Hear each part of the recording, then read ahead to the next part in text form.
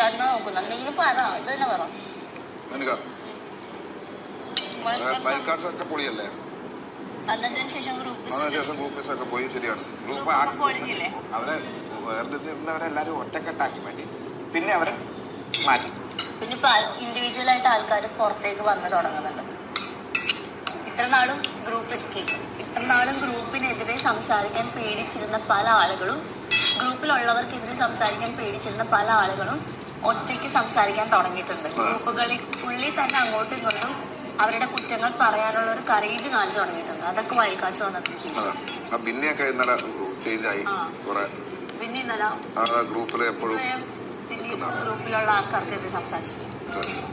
അതിനെതിരെ ആരും സംസാരിച്ചു അപ്പൊ വന്ന് ആ ചേഞ്ച് നിങ്ങൾ ആക്സെപ്റ്റ് ചെയ്യണം ഇന്നത്തൊന്നും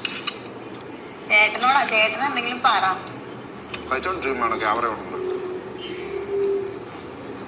കല്യാണത്തിന് നല്ല കച്ചവടമായിരിക്കും